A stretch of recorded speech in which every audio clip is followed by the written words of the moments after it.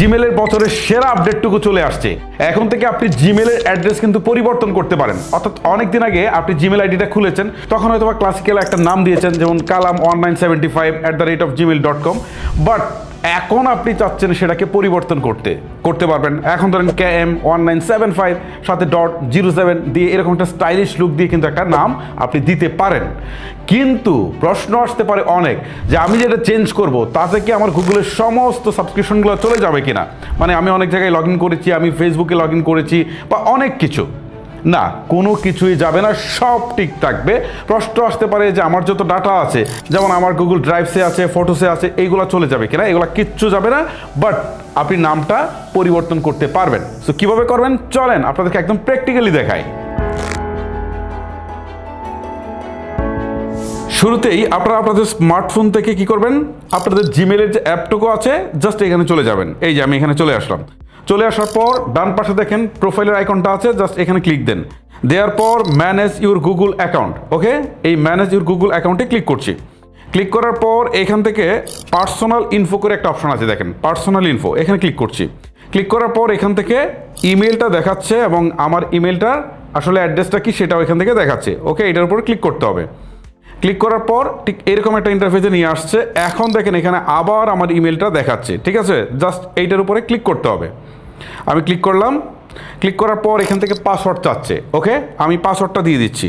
দেখেন আমি পাসওয়ার্ডটা বসিয়ে দিলাম। এখন নেক্সট অপশনে ক্লিক করে দিচ্ছি। এখন দেখেন একটা অপশন আসছে, সেটা হচ্ছে change Google account email.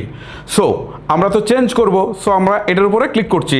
Click করার পর এখান থেকে আমাদেরকে সবগুলো কন্ডিশন তারা দিচ্ছে যে আপনি পড়ে নেন। এই যে আমি যেটা বললাম যে কোনো কিছু চেঞ্জ হবে না, বাট আপনি ইমেল অ্যাড্রেসটা পরিবর্তন করে ফেলতে পারবেন। সো এখান থেকে ইউজার নেমের জায়গায় এই যে আমরা শুরুতে যেভাবে দিয়েছিলাম আবারও এটা চেঞ্জ করার সুযোগ পাচ্ছি, ঠিক আছে। ধরেন আমি এখান থেকে দেই হচ্ছে একটা ইমেল অ্যাড্রেস দিয়ে দিই, ওকে।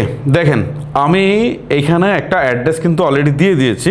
দেওয়ার পর সে কিন্তু চমৎকারভাবে এটা নিয়ে নিল, ওকে। সো এখন চেঞ্জ মেল এই অপশনটাতে ক্লিক করছি। ক্লিক করার পর আবার একটা পপ আপ দিচ্ছে, সতর্কবাণী দিচ্ছে যে আপনি করবেন কিনা, ঠিক আছে। সো এখন এই যে দেখাচ্ছে, আবার দেখাচ্ছে কারেন্টটা দেখাচ্ছে যে বর্তমানে আপনার কোনটা আছে এবং নিউ কোনটা, ওকে। সব ঠিক থাকলে আপনি আবার ইয়েস চেঞ্জ ইমেল এখানে ক্লিক করে দেবেন, ঠিক আছে। অলরেডি দেখেন এইখান থেকে কিন্তু আমার ইমেল অ্যাড্রেসটা চেঞ্জ হয়ে গেল, ওকে। এখন আপনাদেরকে আরেকটা জিনিস একটু দেখাই। এই যে দেখেন এটা তো আমার বর্তমান ইমেল অ্যাড্রেসটা, ঠিক আছে। সো আমি যদি একটু স্ক্রল করে নিচের দিকে আসি, অল্টারনেটিভ ইমেলের জায়গায় কিন্তু এটা অলরেডি চলে আসছে। তার মানে এখন আমার দুইটা ইমেল অ্যাড্রেস, ওকে। সো আমি যেটা চেঞ্জ করলাম এটাতে কেউ যদি মেইল পাঠায় তাহলে তো মেইল চলে আসবে, খুব ইজি বিষয়। আবার পুরনো যেটা আছে সেটাতেও যদি কেউ মেইল পাঠায় তাহলে এই মেইলটাও কিন্তু এইখানেই চলে আসবে। সো এখন এই বিষয়টা আমার একটু সুবিধা হলো যে আমার এটাও চলে আসছে, ওকে। তারপরে যদি আপনি অল্টারনেটিভ মেইলটাকে চেঞ্জ করতে চান, যে আপনি যদি মনে করেন যে আমি চেঞ্জ করে দেবো, চেঞ্জ করতে পারেন। আর আমার মনে হয় যে না, ঠিক আছে, আপনি চেঞ্জ করেছেন, আপনার নতুনটা থাকলো, এই অ্যাড্রেসটা সবাইকে দিলেন, এটা থাকলো। আর পুরোনোটাই যদি কেউ মেল পাঠাতে চায় বা আপনি যে সাবস্ক্রিপশনগুলো নিয়েছেন সেটার জন্য থাকুক, তাহলে এটা আপনার জন্য ভালো হবে। আর শুরুতে যে জিনিসটা আপনাদেরকে আমি ক্লিয়ার করে দিয়েছি সেটা আরও একবার রিমাইন্ডার দিয়ে দেই, এটা খুবই ইম্পর্টেন্ট।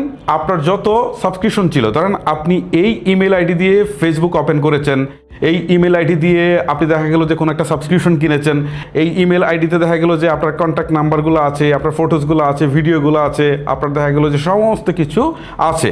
সো কোনোটাই যাবে না, সব ঠিকঠাকই থাকবে, ঠিক আছে। আপনি যখন ইউজ করবেন তখন ওই পুরোনো ইমেলটা দিয়ে ইউজ করলে কোনো সমস্যা হবে না।